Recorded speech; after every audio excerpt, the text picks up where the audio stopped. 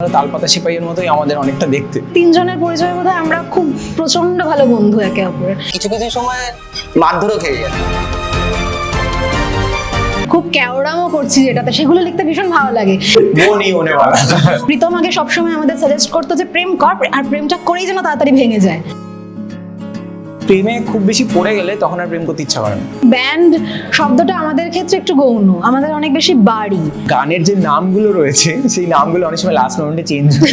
ঠিক কি করে বললি এই গানটা ডিসকার্ড করে দিই। প্রত্যেকটা লাইন, প্রত্যেকটা শব্দ যখন তারা আমাদের সাথে গাইছে মুখস্থ, ওটা একটা সাংঘাতিক প্রাপ্তি। নতুন গান কবে আসছে এখন সে দাদা নতুন গান কবে আসছে?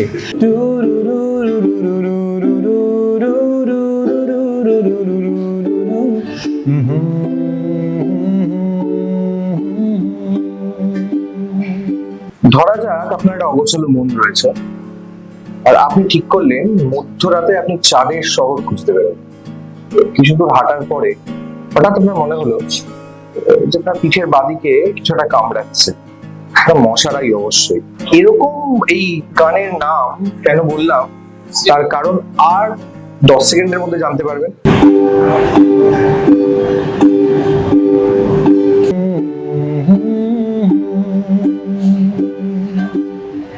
এতক্ষণে বুঝতেই পেরে গেছেন, দ্য ওয়ালে আমাদের সঙ্গে এই আড্ডায় রয়েছে তালপাতা সেপাই। আমার একেবারে বাদিক থেকে যদি শুরু করি, আমার একেবারে বাদিকে রয়েছে প্রীতম, তার পাশে কৃতি এবং তার পাশে সুমন।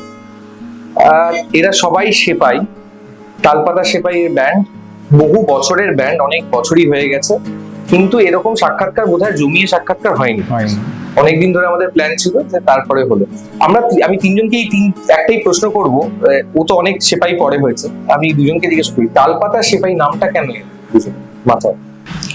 তালপাতার সেপাই অ্যাকচুয়ালি অনেকটা ওই ইয়ার্কির ছলেই আর কি দেওয়া। আর তাছাড়া আরেকটা ওই নস্টালজিয়া খুব কাজ করতো, যে ছোটবেলায় মেলায় যেতাম, তালপাতার সেপাই তখন আসতো মানুষ, হাত পাগুলো এদিক ওদিক ছুটছে, দেখে ভালো লাগতো।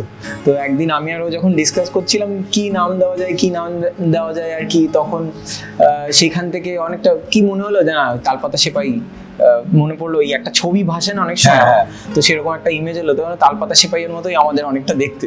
তো তালপাতা সেপাই সেখান থেকে। আরেকটা যেটা তালপাতা সেপাইয়ের যে অর্থ, যেটা আক্ষরিক দিক দিয়ে, যে মানে একজন সেপাই বাট তার গঠনটা ঠিক সেরকম নয়। তো মিউজিক্যালি আমরা নিজেদেরকে আর কি অনেকটা কৌতুক করেই আর কি বলেছিলাম যে তালপাতা সেপাইয়ের মতো আমরা গান বাজনা আর কি করবো। তো এই সবকিছু মিলিয়ে মিশিয়ে আর কি ওই নামটা ভাবা আর কি। তার মাথায় এসেছিল সুমন, প্রীতম। এই যে এই তিনজনের প্রফেশন তো একেবারে মিউজিক বা ভাবা হয়নি যে আমরা গান গাইবো বলে এই প্রফেশনটা নয়। পড়াশোনা একজন আইটি কলেজে, একজন ও আবার বালিগঞ্জ সায়েন্স কলেজ। এই গোটাটা হলো কি করে, মানে শুরুটা কিভাবে হলো যে একটা ব্যান্ড করবো? শুরুতে বলতে গেলে আমাদের কলেজ লাইফের একটা ব্যান্ড ছিল, সেখানে সুমন আমাদের সাথে বেস গিটার বাজাতো। তো তারপরে যেটা হয়, কলেজের পরে ওই ব্যান্ডটা আর কি কেউ কন্টিনিউ করতে পারে না, চাকরি আর জীবন যুদ্ধে জড়িয়ে পড়ে আর কি। তো আমি আরও আর কি তখন মিউজিকটা নিয়ে তার সাথে ভিজুয়ালি অনেক কিছু নিয়ে এক্সপেরিমেন্ট করছিলাম অনেক দিন ধরেই। তো আমি আরও ভাবি যে না ঠিক আছে, একটা গান করে যদি ইউটিউবে দেওয়া যায় কি হয়। ঠিক তখন তার কিছুদিন পরেই আমার সাথে বোধহয় সোশ্যাল মিডিয়াতেই কৃতির আলাপ হয়। তো কৃতি অনেক আগে থেকেই লেখালেখির সাথে যুক্ত। তো আমি আর কৃতি একদিন ডিসকাস করতে করতে আমরা ভাবি যে তাহলে গান যদি আমরা কম্পোজ করা যায় আর কি। তো কৃতি বলে ঠিক আছে, আমিও তাহলে একটা লিরিক্স লেখার চেষ্টা করি আর কি। আমরা সবাই তখন ওই চেষ্টার মুখোমুখি আর কি, সেই করতে করতে আর কি হয়ে গেছে আর কি খুব অদ্ভুত ভাবে। আর আমরা মানে থাকতামও কাইন্ড অফ একই জায়গায়, এবং এটা মানে কোইন্সিডেন্স। সুমন, তোমার কাছে এটা সেটা যে এই যারা একটা ব্যান্ড, যাদের ব্যান্ড হয়, সেই ব্যান্ডের এই কিছু কিছু সময় মেলে না, যে আমি যেটা ভাবছি ও বুঝতে পারছে না। এই সমস্যাটা তিনজনের মধ্যে কখনো হয়েছে? হ্যাঁ, সবসময় হয়। মানে আমাদের সামনের অ্যালবামেও প্রচুর হয়। বিষয়টা হচ্ছে যে মানে এখানে তিনটে ব্যাপার আছে। প্রথম ব্যাপারটা হচ্ছে যে এটা আমার দায়িত্ব যে আমার পয়েন্ট অফ ভিউটা ওকে বোঝানো। সেকেন্ড হচ্ছে ওর পয়েন্ট অফ ভিউটা আমার বোঝার, এটা আমার দায়িত্ব। মানে আমাকে শুধু আমার কথা ভাবলেই হবে না, আমাকে ওর কথাটা কি ভাবছে, ওর জুতোয় পা রেখে আমাকে দেখতে হবে। এটা দুটো হলো। এরপরে আরেকটা জিনিস ভাবতে হবে যে গানটার কি দরকার। গানটা তো আমার মানে আমার যতটা প্রিয় ওরও ততটা প্রিয়। তো আমরা যখন আমাদের মধ্যে একটা কোথাও মনে হয় যে না আমার পয়েন্টটা ঠিক, ও মনে হয় ওর পয়েন্টটা ঠিক, তখন আমরা গানটার পার্সপেক্টিভে দেখি যে গানটা কি বলছে, গানটা কি চাইছে, গানটা যেটা ভালো লাগে আমরা দুটোই অ্যাপ্লাই করি। কোন গানটা নিয়ে সব থেকে বেশি ঝামেলা হয়েছিল, কোন গানটা তৈরি করতে গিয়ে? অনেক গানই হয়, আমার মনে হয় কোন গানটা নিয়ে ঝামেলা হয়নি, সব গানই কিছু না কিছু ক্রিয়েটিভের কিছু থাকে, ওপিনিয়ন থাকে।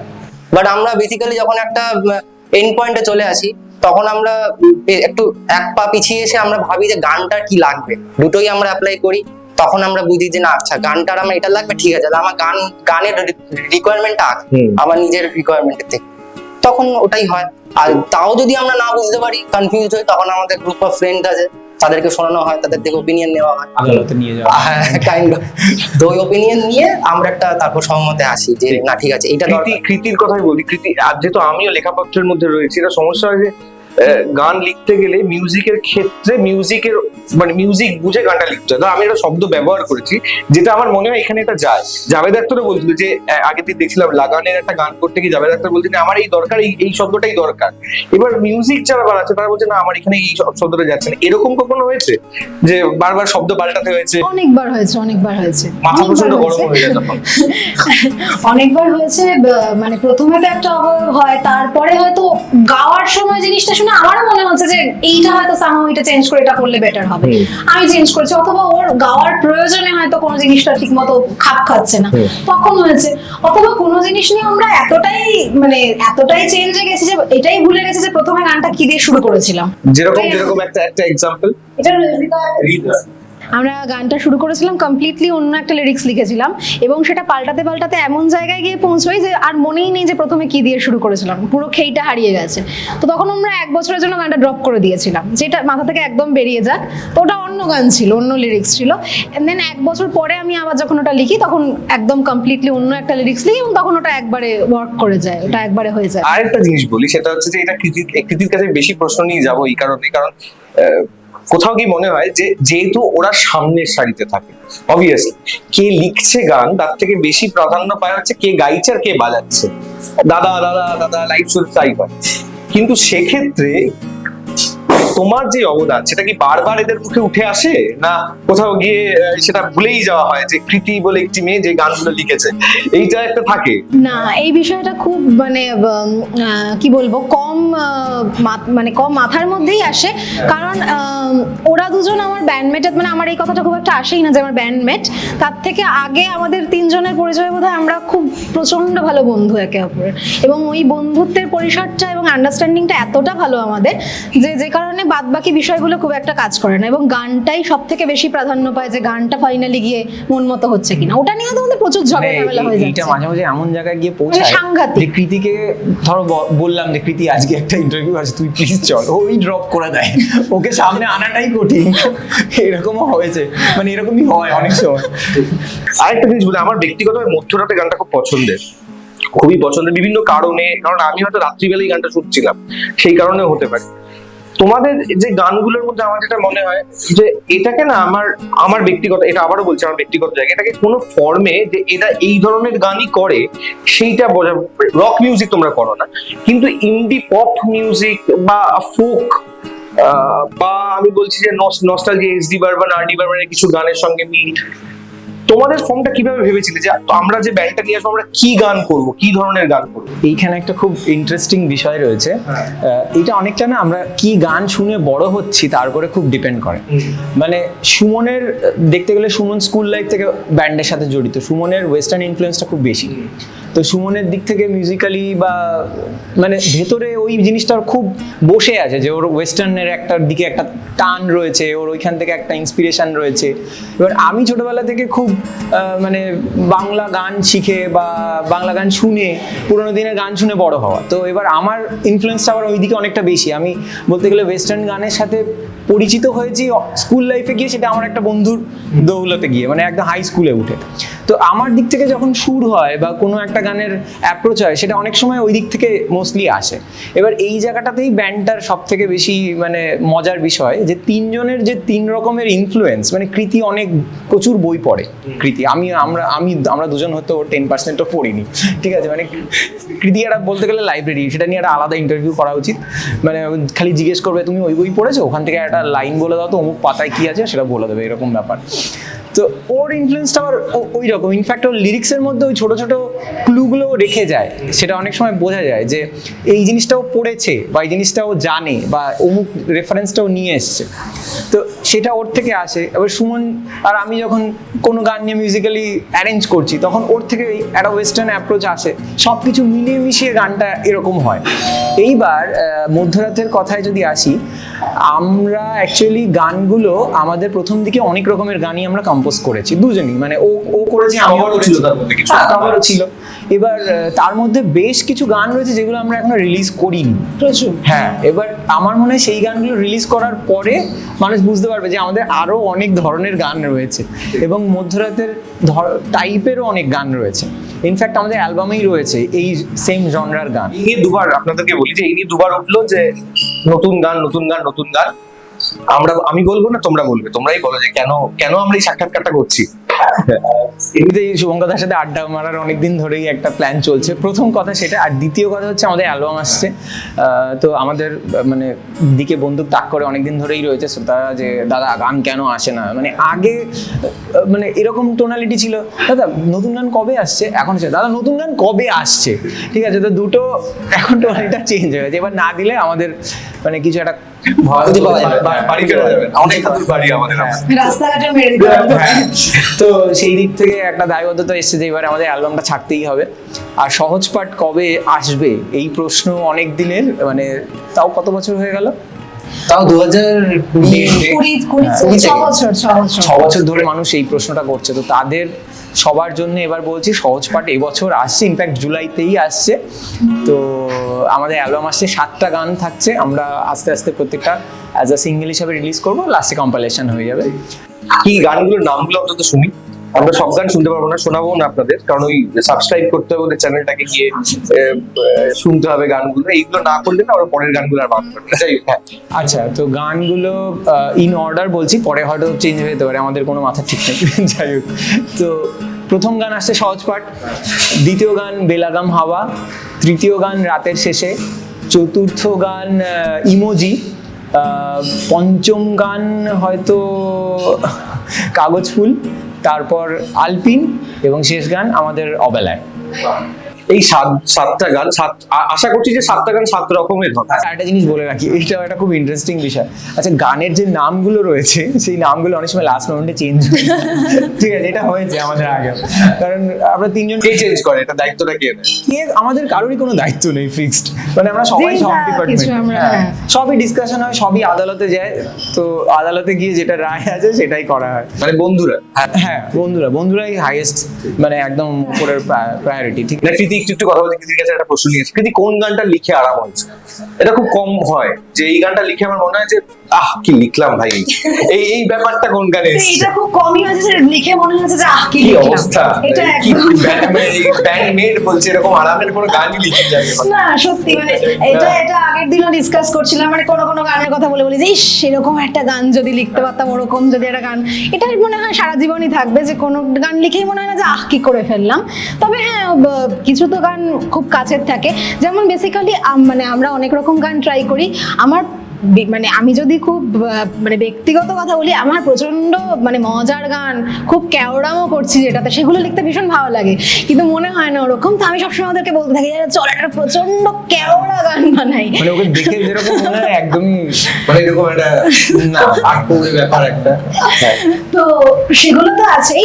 ফোক, স্পেশালি ফোকে আমার প্রচন্ড একটা মানে আগ্রহ আছে। আমার মনে হয় যে আমাদের বাংলা লিটারেচার এত সমৃদ্ধ এবং এত এত রকম আঞ্চলিক গন্ধ আছে, মাটির গন্ধ, সেই জায়গাগুলোর ফোক যদি আমরা নতুন করে বানাতে পারি, বেশিরভাগ ক্ষেত্রে লোকগান যেগুলো হয় খুব প্রচলিত গান উঠে আসে, তো আমরা চেষ্টা করছি যদি ফোকের সম্ভারটা আরো নতুন করে বানানো যায়, ফোকটা নিয়ে বিভিন্ন অঞ্চলের লোকগান যদি আমরা নতুন করে বানাতে পারি, সেটা ভীষণ ভালো লাগে। আর মধ্যরাতে তো আছে, মধ্যরাতের প্রতি একটা আলাদা ভালোবাসা আছে। মিলে গেছে, একটাতে মিলে গেছে। আরেকটা আছে যেটা আমাদের রিলিজ করবে সামনে, ওটা বোধহয় আমাদের তিনজনেরই হ্যাঁ পছন্দের। আমি জানি না, আমি কনফিউজ এখন। একটা জিনিস আমি অ্যাড করতে হ্যাঁ, চাই, হ্যাঁ। এই যে ব্যাপারটা যে আমরা যখন কোনো একটা কিছু ক্রিয়েট করি, সেটা আমাদের ভালো লাগে না হয়তো অনেক সময়, বাট সেটা আলটিমেটলি দর্শকের হ্যাঁ। শ্রোতাদের ভালো লেগেছে। হ্যাঁ। তো এরকম একটা সিচুয়েশন ওর বলাতে আমার মনে পড়লো, আমাদের একটা গান আছে অ্যালবামে আলপিন বলে, তো সেই গানটা আমাদের তিনজনেরই ফেভারিট। তো ফার্স্ট ইনস্ট্যান্সে যখন আমি গানটা শুনেছিলাম, প্রীতম আমাকে পিয়ানো বাজিয়ে শুনেছিল, ও বলছিল দেখ একটা গান বানালাম, ওটা না ভালো, তুই গানটা ডিসকার্ড করে দিই। আর আমি শুনে হা হয়ে গেছি, ঠিক কি করে বললি এই গানটা ডিসকার্ড করে দিই? দিয়ে বলছি এটা ভালো লাগছে, আমি অবভিয়াসলি ভালো লাগছে, এটা রাখ। দিয়ে তারপর আমরা টুকটাক এটা অ্যারেঞ্জ করলাম, তারপর আস্তে আস্তে শুনতে শুনতে সবারই মানে আমাদের ভালো লেগে গেছে। এবার তারপর থেকে গানটা যেখানে শুনিয়েছি আর কি, বন্ধুদের আর কি, তারা বলছে ভাই কবে আসবে গানটা, বা আমি রেকর্ড করে নিই। তো এই একটা সেইটা একটা দাবি, আমি বলছি যে এই গানটাই কি শোনা যেতে পারে এখানে, যদি হয়। এটা কঠিন দাবি, ছোট্ট একটুখানি। আমি জানি না, আমি ব্যান্ডের কোনো মেম্বার নাই, আমি জানি না। একটু আগে বলো যে আমরা সবাই ডিসিশন নিই। ঠিক আছে। ঠিক আছে, এটা দেখছি কি করা। চলো।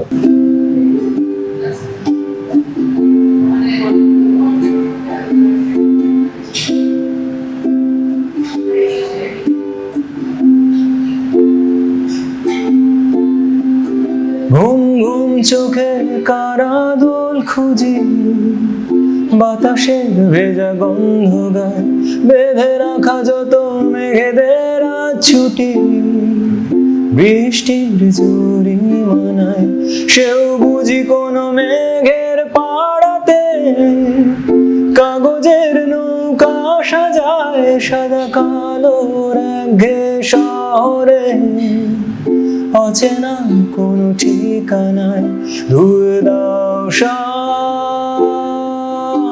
আধারের সাথে, আজ শেষ বোঝা পড়া তুলির টানে,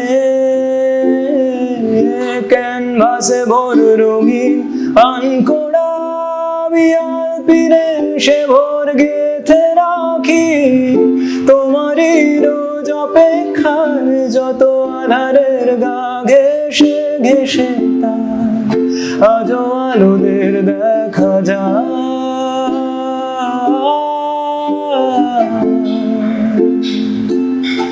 দেখা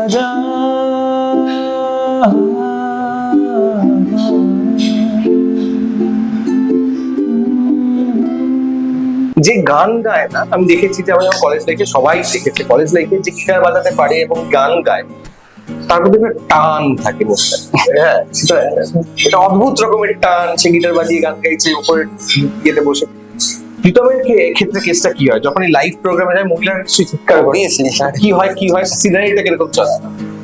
সাইন ফাইন করে, সেলফি, মানে হ্যাঁ সে তো থাকেই, সেলফি সাইন থাকে, কিছু কিছু সময় মারধরও খেয়ে যায়, তাই মানে অজান্তে। এবার কেন, আমি খুব মজা পেয়েছি এই পার্টটার দিকে। যাও, আমিও মার খেয়েছি মানে ওটা ঠিক অ্যাক্সিডেন্টাল হয়ে যায়। মানে আইএম এ যখন আমরা শো করতে গেছিলাম, তো স্টেজ থেকে নামার পরে আমাদের মানে যারা বডিগার্ডস মানে থাকে, যারা বাউন্সার্স থাকে, তারা আমাদের এমনি করে ধরে গার্ড করে নিয়ে যাচ্ছিল। তো আমরা নেমে যাচ্ছি, হঠাৎ করে দেখি একপাল মহিলা ফ্যানরা এসে প্রীতমের দিকে প্রীতম দা করে আসলো, দিয়ে আমি একটা দুধ করে ঘুষি খেলাম বুকে, ও একটা বোধহয় ঘুষি খেয়েছে, কুনুই খেয়েছিল কার একটা দিয়ে আমরা কোনো রকম ওখান থেকে বেঁচে ফিরলাম। আমি অ্যাকচুয়ালি খিমচি খেয়েছিলাম, মানে ধরার চেষ্টা করেছিলাম, ধরার চেষ্টা করে, ইচ্ছা করে করেনি আর কি। তারপরে আমরা সেভ করতে হবে যেন পরে আইএমে গিয়ে মোটামুটি আমরা তারপর আমরা এখন প্রেসিডেন্সিতে গেছিলাম। প্রেসিডেন্সিতে শোটা এন্ড হওয়ার পর স্টেজে অডিয়েন্স উঠে গেছিল, যে প্রীতমকে তো আলাদা করে বাউন্সাররা নিয়ে গেছে, আমি গিটারের ব্যাকআপ করছিলাম, আমাকে ভুলে গেছে কথা। আমি তো উঠে দেখি আমি কাউকে দেখতে পাচ্ছি না, সব জায়গায় কোনো রকম আমি বেঁচে ওখান থেকে তারপর ঢুকলাম। এই যে জিনিসগুলো নিয়ে কথা বলছি আমরা, সেইগুলো মানে আমি বলতে চাই যে এটা তো একটা ফিল্ম, একটা ভালো লাগার জায়গা, যে এত মানুষ পছন্দ করছে। তিনজনকে জিজ্ঞেস করবো যে রিকগনাইজড হওয়ার একটা, মানে এটা তোমাদের ক্ষেত্রে বলছি না, আমাদের ক্ষেত্রে বলছি, কারণ আমি অন্তত মফস্বল থেকে এসেছি, একটু কলকাতা থেকে দূরে। এই কলকাতার একটা রোয়াবি আছে যে তারা একটা মিউজিক্যাল ডিপো হ্যান ত্যান এইসব থাকে আর কি, কিন্তু সেখান থেকেও তো তোমাদের মতো একটা ব্যান্ড উঠে এসছে।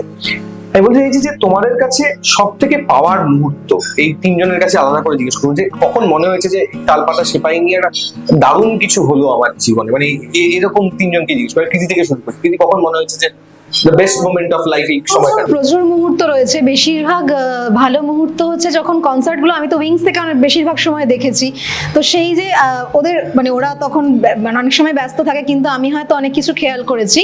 সব থেকে ভালো লাগার মুহূর্ত বলবো যে যেটা প্রাপ্তি হচ্ছে প্রত্যেকটা শ্রোতাকে, বেশিরভাগ কনসার্টেই প্রতিটা গানের লাইন যেগুলো আমরা এক একটা সময় রাত জেগে জন্ম দিয়েছি বলা যায়, প্রত্যেকটা লাইন, প্রত্যেকটা শব্দ যখন তারা আমাদের সাথে গাইছে মুখস্থ, ওটা একটা সাংঘাতিক প্রাপ্তি। যে লিখছে তার কাছে এটা সাংঘাতিক প্রাপ্তি, যে মুখস্থ প্রত্যেকটা কথা গাইছে। কারণ এখন তো আমরা ভীষণ রিলের যুগে বাস করছি, 30 সেকেন্ডে হুশ করে চলে যাচ্ছে, তখন যখন দেখছি পুরো গানটা ওরা গাইছে, ওটা একটা অসম্ভব প্রাপ্তি। সুমন, আমার দুটো এরকম মোমেন্ট আছে, দুটো জায়গায় মানে সিমিলার মোমেন্টস। একটা হচ্ছে যখন আমরা প্রেসিডেন্সিতে পারফর্ম করতে যাই, তখন অতটা আমরা জানি না যে আমাদের কতটা আর কি রিচ বা কতটা, একদম খুব প্রথম প্রথম দিকে দিকে আমরা অতটা মানে নট অ্যাওয়্যার আর কি। তো ওখানে গিয়ে যখন দেখছি যে হিউজ ক্রাউড আর সবাই আমাদের গান করছে, তখন ওটা লাইক যে সত্যি এরা সবাই শুনেছে আমাদের গান, সবাই জানে। তো এটা একটা ভীষণ মানে প্রাপ্তি ছিল।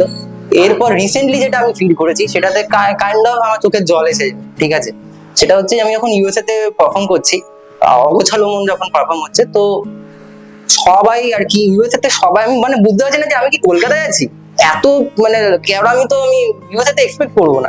লোকজন হ্যাঁ মানে হাত পা তুলে নাচছে, এই করছে।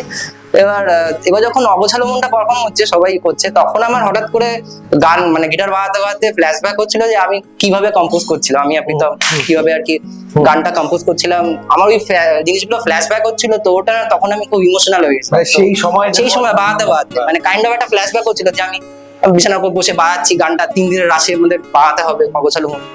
তো ওইটা একটা আমার খুব একটা ইমোশনাল মোমেন্ট ছিল লাইফে, মানে তারপরে সেবাইকে নিয়ে। তো ওটাকে আমি মনে করি মানে একটা প্রাপ্তি আর কি। প্রীতম, এইগুলো তো অবশ্যই মানে ওরা অনেকটাই বলে দিয়েছে, এগুলো না বললেই হয় না। মানে তবে আমার মনে হয় তালপাতা সেপাই হওয়াটাই ইটসেলফ একটা প্রাপ্তি আমার জন্য। মানে মাঝে মাঝে মনে হয় মানে এই ব্যান্ডটা না থাকলে আর কি থাকতো, এইটুকুই। মানে টু বি অনেস্ট, এই পার্টটা বাদ দিলে আমার জীবনে খুব একটা কিছু নেই। তো আর কি বলবো? এবার একটা সিরিয়াস প্রশ্ন করি, সেটা হচ্ছে যে দেখো আমরা যারা বড় হয়েছি এই সময়টা, যখন আমরা ব্যান্ড কালচার দেখছি, আমি অন্তত বলছি, মানে আমি দেখেছি চন্দ্রবিন্দু, আমি দেখেছি ফসিলস, এই ব্যান্ডগুলো যখন দেখছি, কিছু কিছু ব্যান্ড ভেঙে গেছে, তারা আর কোনোদিন জোড়া লাগে। ভূমি একটা বড় উদাহরণ। বারান্দার রোদ্দুর মধ্যে আমার মনে হয় সেই সময় সব থেকে বেশি কলার টিউন গান ছিল, যাদের ফোন করলেই বাজতো বারান্দার। শুধু কলার টিউন বলে না, মানে যেখানেই মানে তখনকার দিনে ভাইরাল দুর্গাপূজা, হ্যাঁ তখনকার দিনে ভাইরাল দুর্গাপূজার বোধ হয় একটা অ্যানথেম হয়ে গেছে। অ্যানথেম হয়ে গেছে, ঠিক। তো এই আশঙ্কাটা হয় যে কখনো যদি আমাদের মধ্যে এই তিনজন, এই যে ক্যাম্পেইনটা না থাকে, সেটা কিভাবে ম্যানেজ হয়। মানে এবার তার মধ্যে কিন্তু অনেক ইনফ্লুয়েন্সও থাকে, যে ভাই এই আমার সাথে কর, অনেক হলো, বা এইগুলো নিশ্চয়ই এসছে এতদিনে কোনো না কোনো ভাবে, সেগুলোকে ডজ করো কি করে? দেখো এইখানে আমার যেটা মনে হয়, এখানে অনেকগুলো ফ্যাক্টর রয়েছে। প্রথম ফ্যাক্টর হচ্ছে যে কেউ যদি অন্য প্রজেক্ট করে, সেটা করতেই পারে। প্রথম কথা, ব্যান্ডে থাকলে এই স্বাধীনতাটা সবার থাকা উচিত, যে আমি আরো এক্সপেরিমেন্ট করতে চাইছি, করো, কিন্তু যতক্ষণ ব্যান্ডটা কারোর কাছে, আমার মনে হয় সেই জায়গাটা ছেড়ে সে কোনো সময় যেতে পারবে না। সে যদি মনে করে যে এই ব্যান্ডটা আমার, এই ব্যান্ডটা শুধু মানে প্রীতমের নয়, কৃতির নয় বা সুমনের নয়, এই ব্যান্ডটা আমার, মানে যে ভাবছে তার, তাহলে সে এই জায়গাটা ছেড়ে কোনোদিন যেতে চাইবে না। আর দ্বিতীয় হচ্ছে, এই জায়গাটা থেকে তাকে শান্তিটা খুঁজতে হবে। মানে শান্তিটা যদি সেখান থেকে পায়, শুধু অশান্তি তো আমাদের লাইফে সবার রয়েছে। তো আমরা তালপাতা সেপাই, এই যে আমি, ও আর আমরা তিনজনই, মানে একটা ইন্ডিপেন্ডেন্ট সিনে কাজ করা, এর পেছনে অনেকটাই পরিশ্রম রয়েছে। মানে এতটা পরিশ্রম কেন করতে যাবো আমরা চাকরি বাকরি ছেড়ে? আর তো কোনো কারণ নেই। তার মানে আমরা কিছুটা শান্তি পাচ্ছি। তো এই শান্তি খোঁজার জায়গাটা কিন্তু এটা, শুধু ফেম নয়। ফেমটা আমাদের বলতে গেলে প্রাপ্তি, কিন্তু শান্তিটা এখান থেকেও আসছে কাজটা করে, যেটা আমরা চাইছি সেটা হয়তো আমরা তিনজন মিলে এক্সিকিউট করতে পারছি এত খেটে খুঁটে, ওর মধ্যে একটা শান্তি রয়েছে। হ্যাঁ মানে আমারও ইন্টারাপ্ট করছি আমি, আমার মনে হয় যে ব্যান্ড শব্দটা আমাদের ক্ষেত্রে একটু গৌণ, আমাদের অনেক বেশি বাড়ি, যে কারণে বাড়িটা ঝট করে ভেঙে যাওয়ার ব্যাপার নেই। বাড়িতে কোনো একটা অশান্তি হলেও আমরা চেষ্টা করি তিনজনে কথা বলে ব্যাপারটাকে আবার বাড়িতে থাকার। কারণ ওই প্রথমেই বললাম না যে আমরা ব্যান্ডমেট শব্দটা খুব একটা আসে না, তার আগে ভীষণ ভালো বন্ধু, এবং যে কারণে আমরা ভীষণ ওয়াকিবহাল আমাদের বাড়িটা নিয়ে, যে বাড়িটা যেন কোনোভাবে মানে একান্নবর্তীই থাকে, সে কারণে ওই জিনিসগুলো আসে না। রীতিমতো বেশি খাটে না এটা এটা এটা করার জন্য, এই দুজনের মধ্যে যদি বাওয়াল হয় মানে তৃতীয় লিয়াজোটা মেনটেন করে, মানে ও এত সুন্দর করে বলছে বিষয়টা যে এটা স্পোক্সপারসন, হ্যাঁ হ্যাঁ, যে কথাই বলে না, কিন্তু যখন ও যায় না কোথাও তখন সুমন আমাদের স্পোক্স না না ওটাই না, আমি একদম স্পোক পারসন না। ও আমাদের মানে কিরকম স্পোক্স পারসন বলো তো, মানে খুব জলদি ব্যাপারটাকে হ্যান্ডেল করে যে নেয়। আমি কিছু সুমন সুমন ও জাস্ট বলে দেয় যে আমি কথা বলতে পছন্দ করি না, এরকম- ব্যাপারটাকে শেষ করে দেয়। এরকম আনসারে একদম খুব তাড়াতাড়ি শেষ হয়ে সুমনের যায়। ক্ষেত্রে কি আর সুমন এরকম হাতছানি যদি আসে পরবর্তীকালে, ভাই যা পাচ্ছ ভাই তার থেকে বেশি দেবো, এরকম একটা ব্যাপার। ব্যাপারটা আমি তো হচ্ছে কিছুই পাই না। এর থেকে অনেক বেশি ওকে সময় দিতে পারে। না, বিষয়টা হচ্ছে যে এখন যদি এরকম ব্যাপার আসে তো আমি যদি টাইম ম্যানেজ করতে পারি তো অবভিয়াসলি আমি করব, কিন্তু এইটা হচ্ছে আমার কাজ, মানে আমাকে যদি এখন কেউ বলে এখানে স্বাধীনতা যে ভাই তুমি, আমি যদি এখন একটা বড় কুক হই, রান্না করতে ভালোবাসি, তো একজন আমাকে বলো ভাই আমার বার্থডে আছে বাড়িতে এসে রান্না করে দাও, তো অবভিয়াসলি আমি করবো, তাই বলে তো আমি বাড়ির রান্না ছেড়ে দেবো না, বাড়ির রান্না তো আমি করবো না, আমি ওখানে সারাদিন চলে যাবো, তো অনেকটা ব্যাপার, ওটা আমার বাড়ির কাজ, তো বাড়ির কাজ আমাকে বাড়ির মতন করে করতে হবে, অন্যের কাজ করলে করবো, আমাদের যেরকম ঘুরতে আর- যেতে খুবই ভালো লাগে, আমরা এক্সপ্লোরও করতে চাই, কিন্তু আমাদের মানে ঘুরে টুরে এসে বাড়ির লেপ কম্বলটা খুব ভালো লাগে। ঠিক।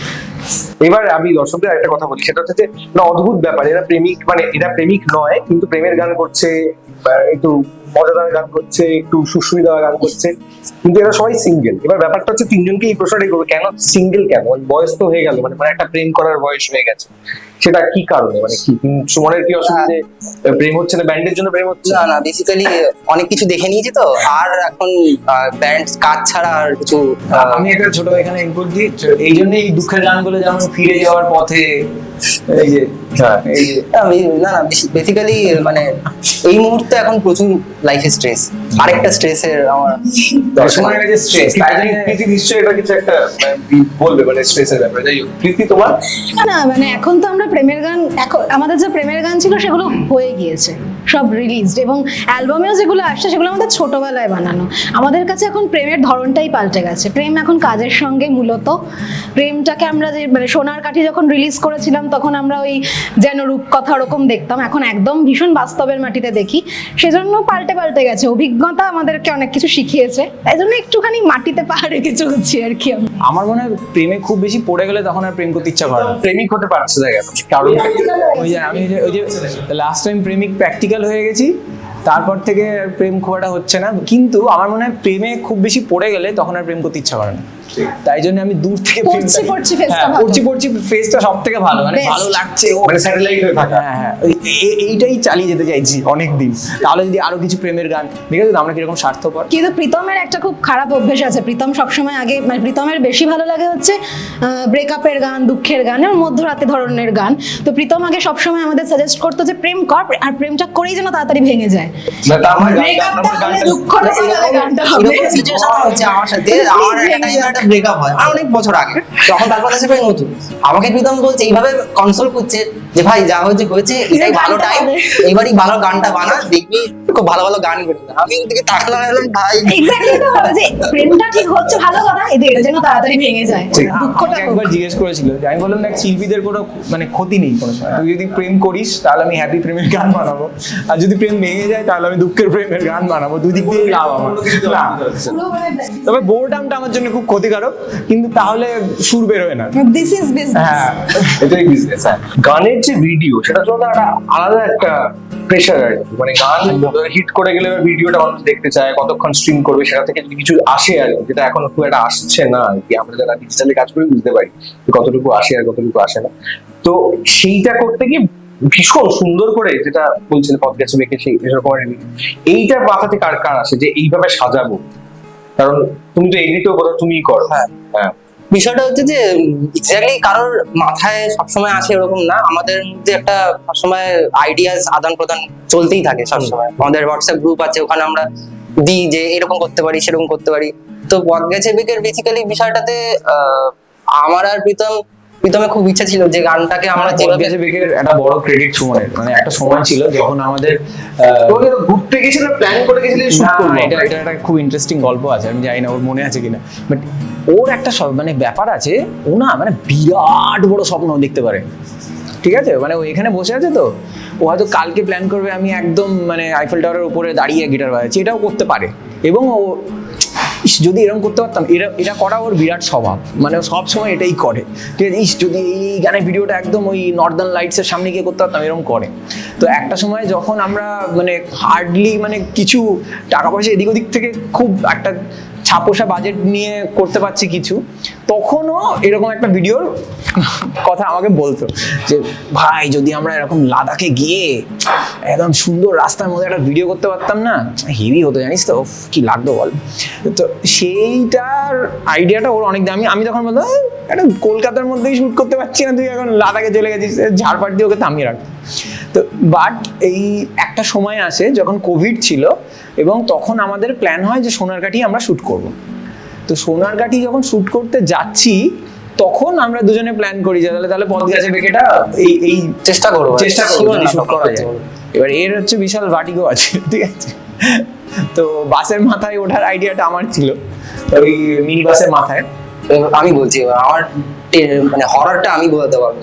এবার আমার বিষয়টা হচ্ছে আমার ছোটবেলা থেকে ক্লস্ট্রোফোবিক আর ভার্টিগো দুটোই আছে। এখন ক্লস্ট্রোফোবিকটা অনেকটা কমে গেছে, ভার্টিগোটা এখনো সেম মেনটেন্ড আছে। এবার আমরা বাসের উপর উঠে আমরা উইদাউট এনি পারমিশন, আমরা তখন তো কোভিড ছিল, পারমিশন নেওয়ারও সুযোগ ছিল না, আমরা একটা ছোট্ট উইন্ডো পেয়েছি, ওখানে শুটটা করে নেবো পুরোটা। বাসের উপর উঠেছি, এবার শুট হয়ে গেছে, দিয়ে এবার বাসটাকে ঘোরাবে, রিটার্ন যাবে, ঠিক আছে।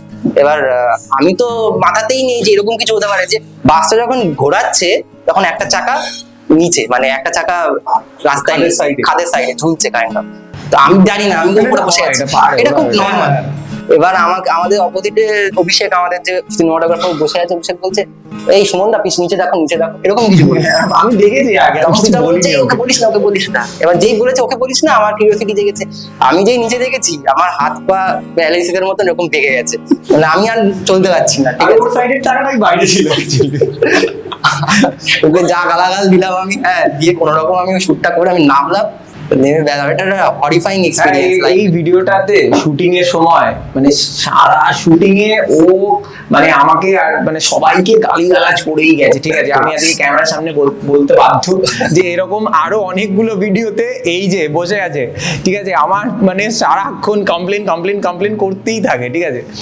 কিন্তু এই ক্যাম্পেটিনের মধ্যে তোমাদের এই তিনজনের একসঙ্গে থাকার কারণটা কি? শুধু তালপাতা সেপাই নয়, কি কারণে তিনজনের মধ্যে এই বন্ডিংটা, লিরিসিস্ট এবং দুজন ব্যান্ড, তিনজনই আর কি, তিনজনকে নিয়ে থাকার কারণটা কি? হ্যাঁ, মানে আমার মনে হয় যে আমাদের বন্ধুত্বটা এত ভালো, মানে এবং এত সিমিলার আমরা মানুষ হিসেবে, আমাদের গান শোনা, আমাদের সিনেমা দেখাও একই রকম পছন্দ, একরকম সিনেমা দেখতে চলে গেলাম, যেই জিনিসগুলো আমাদের ভালো লাগে সেগুলো সব একই ধরনের হওয়ায় আমাদের যখন আমরা গান নিয়েই মূলত কথা বলি, যখন আড্ডা মারি তখনও তাই, এবং ওই ক্যাওড়ামাগুলো বলতে গেলে একই রকম। তো আমরা প্রচন্ড সিমিলার হওয়ার কারণে আমাদের বন্ধুত্বটা এতটাই স্ট্রং, ওই যে বললাম যে চলে যেতে বললেও বোধহয় এখন আমরা আবার ঘুরে চলে আসবো, যে যাবো না কি করবি, এরকম ব্যাপার। তো সেই কারণে ওই জিনিসগুলো ঘেটে যাওয়ার সম্ভাবনা নেই, মানে ওই ইনসিকিউরিটিটাই নেই যে আমাদের বন্ধুত্বটা ঘাঁটতে পারে, ঝামেলা হতে পারে, বাট এটা জানি যে আমরা ব্যাপারটা আবার ঠিক করে নেবো। এই যে তোমরা তিনজন এলে এখানে, আমরা সাউথের একটা ক্যাফেতে বসে রয়েছি, তোমরা ট্রেনে করে এলে, ব্যারাকপুর থেকে ট্রেনে করে শিয়ালদা থেকে আবার ট্রেন ধরে বালিগঞ্জ থেকে উবের, একটা ব্যান্ড, যেই ব্যান্ডের এত পপুলারিটিটা অন্য লেভেলের। আমি তো দেখি কমেন্ট সেকশন তো গিয়ে সবাই ঝাঁপিয়ে পড়লো, এইটা এরকম হয় না, মানে এরকম এখনো হয়নি,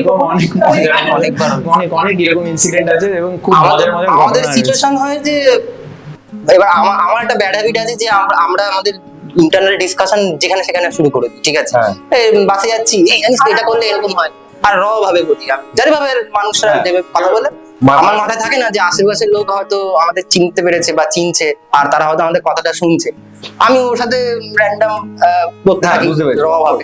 এরকম সিচুয়েশন অনেকবার হয়েছে যে কথাবার্তা হয়ে গেছে, ট্রেনে উঠে নামতে যাচ্ছি, তখন দাদা আপনাদের খুব বড় ফ্যান, আপনাদের কথা শুনেই মনে হলো আপনার তাল করতেছি। অনেক সময় এরকম হয় যে দেখে প্রথমত মানুষ বিশ্বাস করতে পারে না যে ওরা কেনই বা যাবে এভাবে বা কি ব্যাপার। তো এখন দেখলে বুঝতে পারি যে কিছু একটা ডাউট করছে, বা অনেক সময় ফোন নিয়ে দেখি মেলাচ্ছে, এগুলো খুব হয়। বা আমি একদম শেষের দিকে চলে এসেছি, সেটা হচ্ছে যে আমরা অভিনয় নিয়ে জিজ্ঞেস করবো। মানে ও তো দারুণ অভিনয় করে, অফার টফার পেয়েছে এখন অব্দি সিনেমা? কি বলবো, একটা তো করছিল মনে হয়, একটা করেছি, আরেকটা আসছে। আমি অফিসিয়ালি এখনো মানে ক্রমশ প্রকাশ। হ্যাঁ মানে ওটা এখনো release কাজ হয়নি। করেছি। ওটা কি হয় মানে আমি যদি আমার ক্ষেত্রে বলি একই টাকায় গান গাওয়া এবং অভিনয় করা হয়ে যায় না? वो नहीं होने वाला। আচ্ছা না, ওটা এখন ওরকম মানে হয়নি, বাট জানি না ভবিষ্যতে হবে কিনা। আর তোমার মধ্যে এখন অব্দি একটা গান যেটা সিনেমার মানে সিরিজের জন্য অগোছালো মনটাই শুধু না আরেকটা আরেকটা গান আমরা রাশের জন্য, রাস বলে একটা সিনেমা হ্যাঁ, ছিল, ওটাতে direction। আমরা ফুল ফিরে যাওয়ার পথেটাও হ্যাঁ আমরা দেবালয়দার একটা সিরিজের জন্য হ্যাঁ করেছিলাম। টোটাল 3টে। তিনজনের মধ্যে সবচেয়ে বেশি ঝগড়া হয় কোন বিষয়? সবথেকে বেশি ঝগড়া আমি বলবো প্রীতি প্ল্যান করে ক্যান্সেল করে দেয়, এই নিয়ে খুব ঝগড়া। হ্যাঁ ঠিক ঠিক ঠিক। দ্বিতীয় প্রশ্ন, কে সবচেয়ে বেশি পারফেকশনিস্ট? এই কৃতিও পারফেকশনিস্ট, কৃতি লেখা নিয়ে মারাত্মক পারফেকশনিস্ট। মানে হয়তো একটু জায়গায় আমরা বললাম যে ঠিক আছে এই ওয়ার্ডটা একটু সহজ হলেও চলবে, কৃতি বলছে না আমার এটা পারফেক্ট লাগে। একটা ওয়ার্ডে একটু এদিক ওদিক হয়েছিল বলে আমি ওকে আবার রেকর্ডিং স্টুডিওতে পাঠিয়েছিলাম যে না এটা চেঞ্জ করতে হবে। ওর তো ডায়ালেক্ট বা কথা বলার বিষয়, যে প্রোনাউন্সিয়েশন গুলো খুব স্পষ্ট, মানে সেটা হ্যাঁ মানে তাও আমার একটা জায়গায় মনে হচ্ছিল যে না এটা ঠিক লাগছে না, অন্য কেউ ওরা কি প্রচন্ড করতে বিরক্ত আর ও- করেছিলাম। আর ও হচ্ছে যদি একটা কোথাও জায়গায় একটা কর্ড একটু আস্তে পড়লো বা ভালো লাগলো না, ও আবার করে আমাকে পুরোটা রেকর্ড করে বলবে না এটা হচ্ছে না, আরেকবার করো। ঠিক। কে সবচেয়ে বেশি দেরি করে? সুমন। কে সবচেয়ে বেশি এইটা বাদ দাও বলে? এটা বাদ দাও। এটা তো সুমনের ট্যাগলাইন। এটা সুমন। আচ্ছা, এমন কোন গান আছে যেটা প্রথমে তিনজনের কারোরই ভালো লাগেনি, পরে সেটা হিট হয়েছে? বেশিরভাগ মানে গানই হচ্ছে দুর্দান্ত। I think so. বেশিরভাগ গানই মানে ভালো লাগেনি বলবো না, নট শিওর এরকম ছিলাম যে কি হবে। কোন গানটা? স্যাচুরেশন পয়েন্টে কোন গানটা শুনি একটু? কোন গানটা না আমি গানই আমাদের মোটামুটি প্রথম দিককার সব গানই আমরা নট শিওর যে ঠিক আছে দিচ্ছি কি হবে জানি না, এরকম একটা ব্যাপার ছিল। তিনজনের মধ্যে সবচেয়ে বেশি জেদিকে? জেদি মানে করবো তো করবোই। না, আমার মনে হয় আমাদের মধ্যে কেউই নয়। ওই ব্যাপারটা নেই, তাই জন্যই ব্যান্ডটা টিকে আছে আর কি। সবচেয়ে বেশি ওভার থিঙ্ক করে কে? এই যে সুমনের সব রয়েছে, সবকটা। মানে কিছু বাদ দিই। Overthinking- ওকেই জিজ্ঞেস করি সব প্রশ্ন। রাজা রাজা একদম। সবচেয়ে বেশি না কি বলে? এই হবে যে না। কখন না বললাম হ্যাঁ না, প্রথমে actually ওর বিষয়টা হচ্ছে প্রথমে নাই বলে, কিন্তু তারপরে ওকে একটা রাত দিলে ও আবার আচ্ছা, তিনজনই এটার উত্তর দাও, একটা শব্দে তালপাতা সেপাই, একটা শব্দ। কি বলবো, একটা শব্দ বলাটাই কৃতি ভেবে নিয়েছে, কৃতি ভেবে নিয়েছে। না, ভেবে নিইনি, সত্যি ভেবে নিইনি।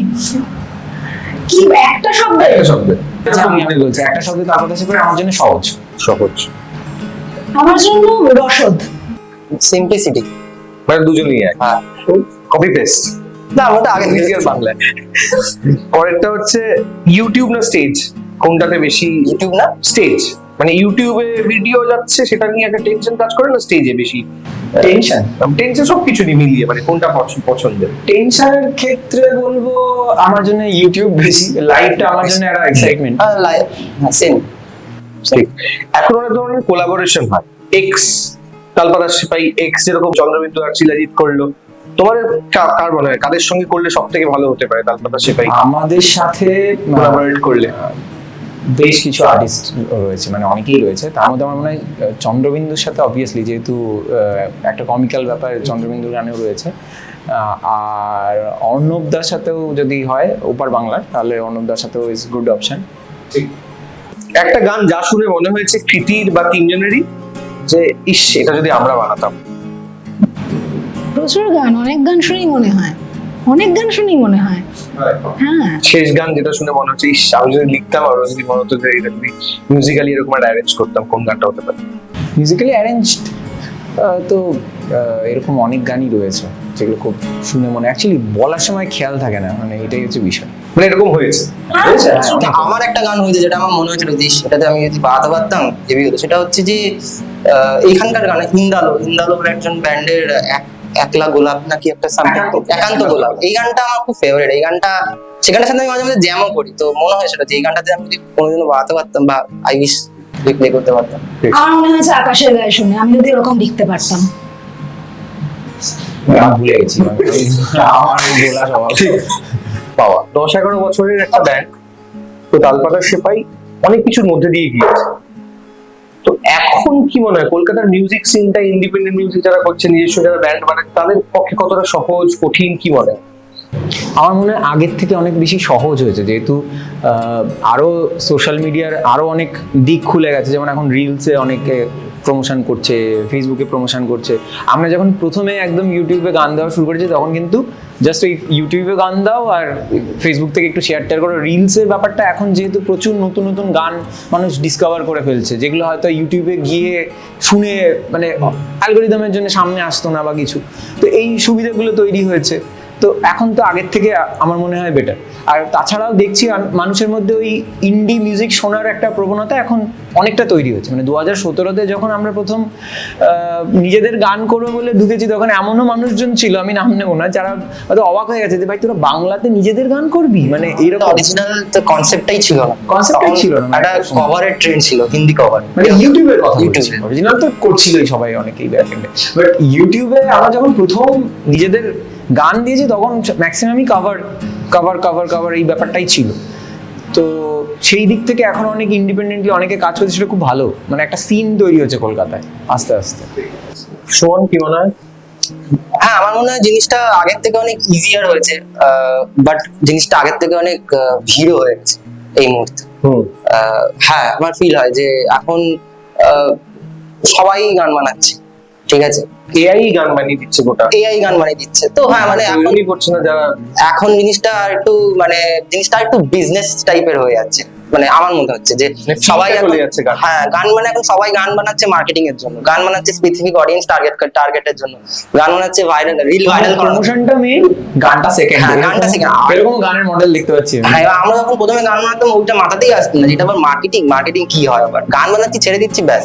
প্রথম দিকটা আমাদের এরকম ছিল, কিন্তু এখন যারা প্রথমেই শুরু করছে তারা মার্কেটিং, আমাদের এখনো দেয় না, গানটাকে আগে প্রাধান্য। গান যদি খুব ভালো বলে লোকে, বাট আমাদের যদি পছন্দ না হয় তো আমরা তাকে চেঞ্জ করে দিই। এবার এখন যারা নতুন গান রিলিজ করছে বা নতুন আসছে এই ফিল্ডে, প্রথমেই মার্কেটিং স্ট্র্যাটেজি মাথায় নিয়ে রেখে তারপরে করছে, যেটাতে কি হচ্ছে গানগুলো খুব আর্টিফিশিয়াল, ফোর্সফুল এরকম হয়ে যাচ্ছে, যে ন্যাচারাল ভাবে ভালো লাগার যে বিষয়টা সেটা কমে গেছে আগের থেকে।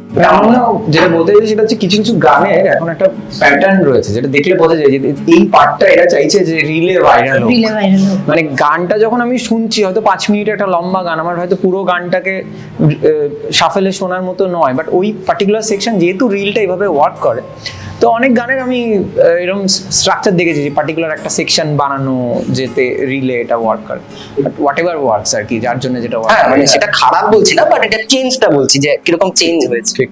তাহলে আজকে কথা বললাম আমরা তালপাতা সেপাইয়ের সঙ্গে, এবার কেন বললাম ওই যে 7টা গান রিলিজ করছে সেটা তো বটেই, এবং বাদ বাকি যারা তোমরা বলার এই ক্যামেরা এই ক্যামেরা বলবে, এই ক্যামেরা। হ্যাঁ, আমাদের স্পোক্স পারসন কৃতি এবার আমাদের অ্যালবাম নিয়ে কিছু কথা আপনাদের সামনে বলবে, প্লিজ। সহজ পাঠ আসছে জুলাইতে। এই জুলাইতে ফাইনালি আমরা অ্যালবামটা রিলিজ করতে চলেছি, এবং যাতে 7টা গান থাকছে। বহুদিন 6 বছর আগে প্রায় আমরা সহজ পাঠের একটা টুকরো আপলোড করেছিলাম ইউটিউবে, এবং যেটার আমরা প্রচন্ড ভালো সাড়া পাই। সবাই এখনো জিজ্ঞেস করে চলেছে আমাদের যে সহজ পাঠ কবে আসবে।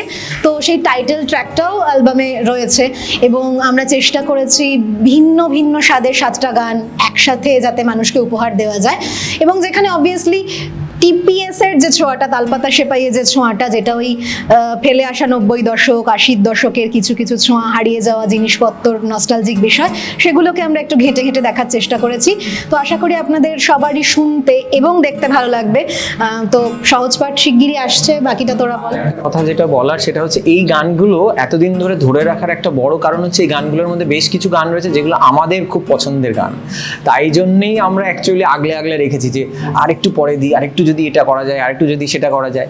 তো এর মধ্যে অনেক আমাদের পছন্দের গান রয়েছে যেগুলো আমরা মনে করি যে তালপাতা সেপাইয়ের হয়তো মানে কিছু ভালো কম্পোজিশনস এই অ্যালবামে থাকবে। তো সবাই শুনবেন, আশা করি এবং ভালো লাগবে। সেগুলো একদম 2016-17 সালের বানানোর গান, এবং যে সময় আমরাও ভীষণ সহজ ছিলাম আর কি, আমাদের সহজ পাঠ সময়কার গান। তো আশা করি মানুষের সেগুলো ভালো লাগবে, এটা এক্সপেক্ট করছি আমরা। কি বলবো? ওরা যা বলার বলে দিচ্ছে। তোমরা সবাই শোনো আর আমাদের জানাও কেমন লাগছে। আমরা অনেকটাই খেটেছি, প্রায় এখনো খাটছি, এখনো খাটছি, শেষ হয়নি। অনেক কিছু বাকি। 2-3 বছর ধরে খাটনি চলছে। আরো বেশি? আরো বেশি, মানে আমার যতটুকু মনে পড়ছে। যাই হোক, ইজিলি কাটনি তুই ক্যামেরাতে। আর তো আমার মনে হয় যে এই গানগুলো আমরা তখন না ছেড়ে যে এখন এতদিন পর ছাড়ছি, সেটাতে ভালো যেটা পজিটিভ ব্যাপার সেটা হচ্ছে তখন হয়তো গানগুলোর সাথে অতটা জাস্টিস করতে পারতাম না সেই মুহূর্তে আমাদের কম এক্সপিরিয়েন্সে। এখনো যে অনেক এক্সপিরিয়েন্স সেটা না, বাট এখন মনে হয় আমরা পারবো গানগুলোকে জাস্টিফাই করতে। মানে হ্যাঁ, আমাদের মানে ফাইনাল গানগুলো অলমোস্ট অ্যারেঞ্জমেন্ট গুলো ডান, আর সেটা আমাদের ভালো লাগছে, মানে ভালো লাগছে, সেটা খুব রেয়ার অকারেন্স আর কি। তো তোমরা সবাই শোনো, শুনে আমাদের জানিও। খবর এখন এখানেই, কিন্তু ওই সব শেষ এভাবে শেষ না হলে হতে পারে, তাই আমরা গান দিয়েই শেষ করছি আজকের এই মিউজিক্যাল একটি ইন্টারভিউ, সাক্ষাৎকার, যাই বলুন না কেন।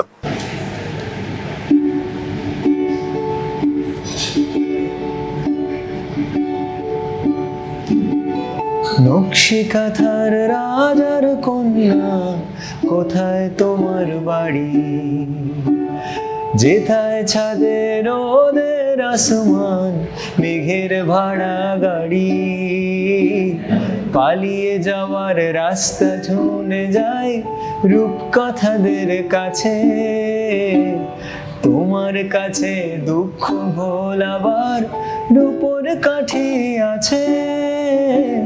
পেজা তুলোর নাক ছাবি আর জুই ঝরানো কেশে, বলো কন্যা যাবে নিয়ে তোমার মুলুক দেশে। চার দেয়ালের এই খেলা ঘর খেলবো না আর একা, দত্তি দানো পেরিয়ে গেলে ঠিক পাবো তোমার দেখা। প্রীতি ডাকটা দিয়ে দে।